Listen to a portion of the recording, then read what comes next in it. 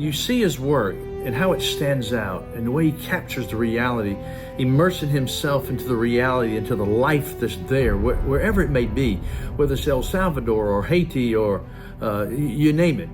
To be totally transparent, I hadn't heard of Philip or knew of his work before a folder of images landed in my inbox one day from a trusted colleague.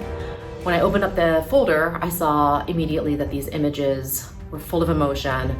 They felt urgent, they felt intimate. His photographs reflected deep interest in his subjects' lives, both the lives they construct for themselves and the lives that circumstances construct for them. He goes where life is. There's no staged dynamics. It's the reality that presents itself in such a way when you observe the photographs, the pictures, you're like, wow, I get it, I see it. And that it's very important to him to not just capture emotion, but to evoke it as well. And I think that's what makes his pictures so successful.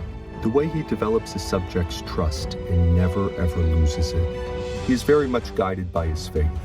Living and photographing as a human among people is not just a journalistic technique. The world, the life come to him, and he's right there at the right time. It's quite remarkable. I've never seen anything like it. The trust that he gained on the ground after months in El Salvador allowed him to be the only photographer on the scene on the night of their arrival.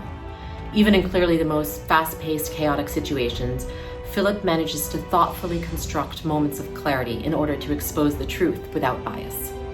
Phil also spent a lot of time photographing the inmates in the White County Detention Center, the local jail.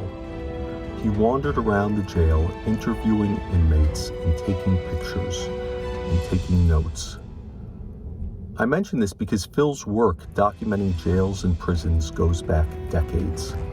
The jail was severely overcrowded, and the sheriff was under some pressure to release or furlough some of the inmates.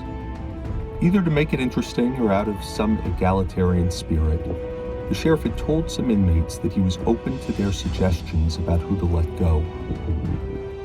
In other words, they could nominate who should be released. And Phil was right there at that moment when they heard this news. Some of them are looking dejected, others are looking desperate, and still others are looking around to scope out the competition. It's beyond words in so many ways. He's always about justice and presenting to the world the reality that is. Quite an exceptional friend, an exceptional human being. The world is better off because of Philip. Congratulations, Philip.